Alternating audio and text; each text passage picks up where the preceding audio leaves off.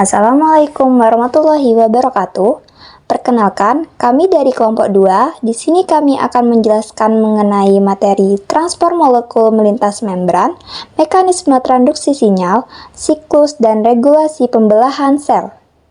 Untuk sebelumnya, berikut adalah nama anggota dari kelompok 2. Yang pertama yaitu Dina Rosida Kusuma Putri, 2 Pratiwi Indah Lestari, dan terakhir yaitu Fania Anindya Afifah. Berikut adalah pemaparan materinya.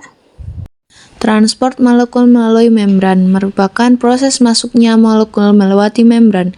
Berbagai macam molekul seperti glukosa, oksigen, dan karbon dioksida senantiasa harus melewati membran sel untuk keluar masuk sel dalam proses metabolisme. Selanjutnya, transport molekul melalui membran dibagi menjadi transport pasif dan transport aktif. Transport pasif sendiri dibagi menjadi difusi dan osmosis. Apabila transport aktif dibagi menjadi transport aktif primer dan transport aktif sekunder, di mana difusi sederhana yang dimaksud adalah terjadi ketika molekul kecil melewati lapisan ganda lipid pada membran sel.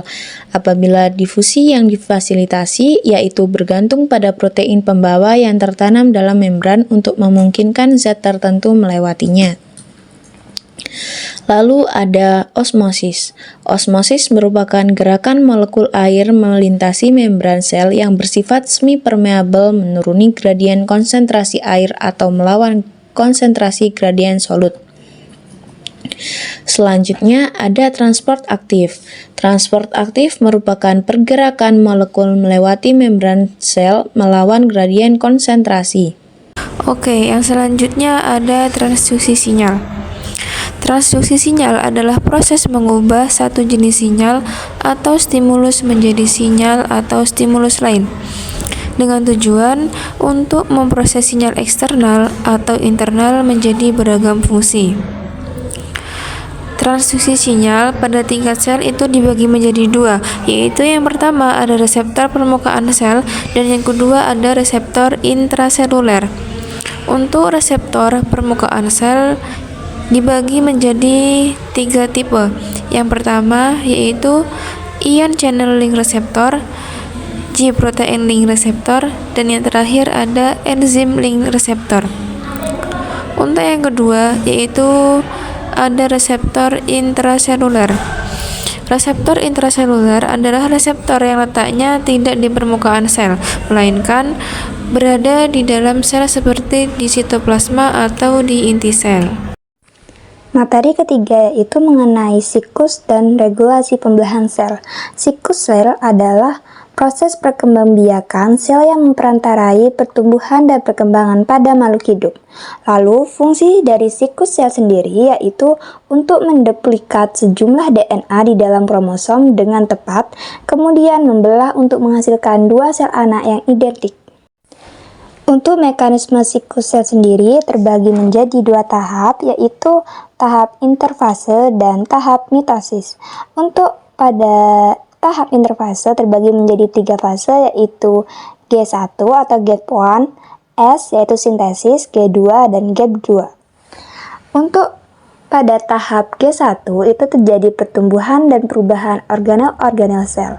Lalu pada tahap sintesis itu terjadi pensintesisan salinan DNA dalam nukleus yang dinamakan replikasi DNA atau sintesis DNA.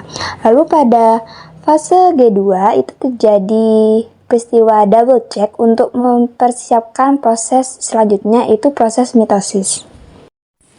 Untuk fase mitosis itu terbagi menjadi 5 tahap. Yang pertama yaitu profase, lalu prometafase, ketiga metafase, keempat anafase, dan terakhir yaitu telofase dan sitokinesis.